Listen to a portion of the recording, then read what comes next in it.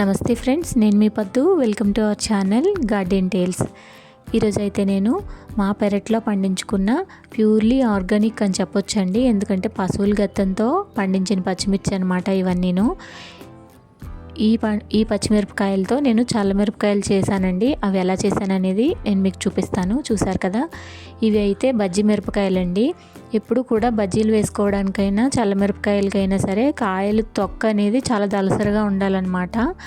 అప్పుడే చాలా బాగా వస్తాయి.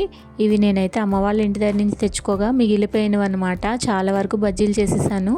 కొన్ని మిగిలిపోయినవి, వీటిని చల్లమిరపకాయలు చేద్దాం అనుకుంటున్నాను. మా పిల్లలు చల్లమిరపకాయలు చాలా ఇష్టంగా తింటారండి. అందుకని చెప్పేసి నేనే ఎందుకు చేయకూడదన్న ఉద్దేశంతో ఇంట్లోనే ప్రిపేర్ చేద్దామని చెప్పి ఇలాగా ప్రిపేర్ చేస్తున్నాను అనమాట.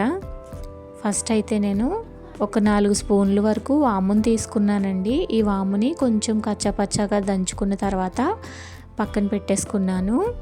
చూసారు కదా, ఈ విధంగా తయారైంది. దీన్ని పక్కన పెట్టుకొని ఒక 1/2 లీటర్ వరకు పెరుగుని తీసుకొని ఆ పెరుగుని బాగా గిలకొట్టుకున్నానండి. చూసారు కదా, వీడియోలో చూపిస్తున్న విధంగా పెరుగు అయితే బాగా మెల్ట్ అయిపోవాలి. ఇప్పుడు ఈ వాముని ఆ పెరుగులో వేసుకొని, అలాగే ఒక కప్పు పెరుగు అనుకోండి, ఒక 1/2 కప్పు వరకు కూడా ఉప్పును వేసుకోవాలి. ఈ విధంగా వేసుకున్న తర్వాత ఈ పెరుగునంతటిని కూడా బాగా గిలకొట్టుకోవాలండి. ఈ విధంగా గిలకొట్టిన తర్వాత ఒక 1/2 కప్పు పెరుగు 1/2 లీటర్ పెరుగు తీసుకున్నాం కాబట్టి ఒక 1/2 లీటర్ వాటర్ తీసుకుందాము. వాటర్ని అయితే యాడ్ చేశాను. చూసారు కదా, ఇప్పుడు పచ్చిమిర్చికి మధ్యలో ఘాట్లులాగా పెట్టుకోవాలి. ఇలా చివరి వరకు కూడా ఘాట్లు పెట్టుకొని పెరుగులో వేసేసుకోవడమేనండి. చూసారు కదా, ఈ పిక్కలు అయితే మనం తీయాల్సిన అవసరం లేదు. ఎందుకంటే అస్సలు కారం ఉండవండి. ఇవి బజ్జీ మిరపకాయలు కాబట్టి అసలు కారమే ఉండవు. చాలా బాగుంటాయి, టేస్టీగా ఉప్పుగా భలే ఉంటాయి అన్నమాట. చూసారు కదా, ఈ పచ్చిమిర్చి అంతా కూడా ఈ మజ్జిగలో బాగా మునిగిపోవాలండి. వీటిని నేను బాగా మజ్జిగలో మునగబెట్టిన తర్వాత ఒక ప్లేట్ తీసి మూత పెట్టేసుకొని పక్కన పెట్టుకున్నాను అనమాట. ఇవైతే ఒక 2 డేస్ వరకు పక్కన పెట్టానండి. 3rd డేకి అయితే ఈ విధంగా తయారయ్యాయి అన్నమాట. వీటిని పేపర్లో మేడపైన ఒక్కొక్కటి సపరేట్గా ఎండబెట్టాను. ఈ విధంగా ఎందుకంటే కొంచెం ఎర్లీగా ఎండుతాయన్న ఉద్దేశంతో సపరేట్గా ఎండబెట్టానమాట.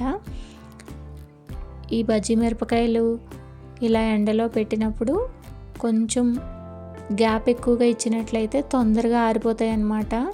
ఒకదాని మీద ఒకటి పెట్టడం వల్ల కొంచెం పురుగు పట్టే అవకాశం ఉంటుంది. కాబట్టి ఈ టిప్ అయితే ఫాలో అవ్వండి మీలో ఎవరైనా చల్లమిరపకాయలు ప్రిపేర్ చేసుకోవాలనుకుంటే.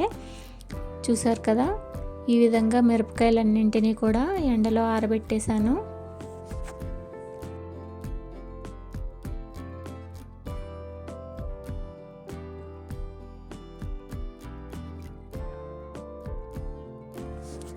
ఫైనల్గా మిరపకాయలు ఆరబెట్టడం అయితే కంప్లీట్ అయిపోయిందండి. ఈ మిరపకాయల్ని ఒక 1 వీక్ పాటు నేనైతే కంటిన్యూస్గా ఎండలో ఆరబెట్టాను. బాగా ఆరబెట్టిన తర్వాత ఈ విధంగా బాగా ఎండిపోయాయి అన్నమాట. చూసారు కదా, ఈ చల్లమిరపకాయల కన్నా వాటికి ఉన్న పౌడర్ ఉంటుంది కదా, అదే ఇంకా టేస్ట్ చాలా బాగుంటుందండి. నేను ఉట్టిగానే ఆ పౌడర్ని అంతా తినేస్తానమాట. భలే టేస్టీగా ఉంటాయి ఇవి నూనెలో వేయించుకుంటే. ఈ చల్లమిరపకాయల్ని ఇప్పుడు నేను పొయ్యి మీద ఆయిల్ పెట్టి 4 మిరపకాయలు అయితే వేపానండి. మా పెద్దోడికి ఈ చల్లమిరపకాయలు అంటే చాలా ఇష్టం అనమాట. పప్పుచారుతో కానీ పెరుగన్నంతో కానీ ఈ చల్లమిరపకాయలు చాలా బాగుంటాయండి. మా సైడ్ అయితే వీటిని మజ్జిగ మిరపకాయలు అని కూడా అంటారనమాట. నా వీడియో కనుక మీకు నచ్చినట్లయితే ఖచ్చితంగా లైక్ చేసి మన ఛానల్ని సబ్స్క్రైబ్ చేసుకోండి. మరో మంచి వీడియోతో మీ ముందు ఉంటాను. అంతవరకు సెలవు. నమస్తే. Thank you for watching. Please do subscribe.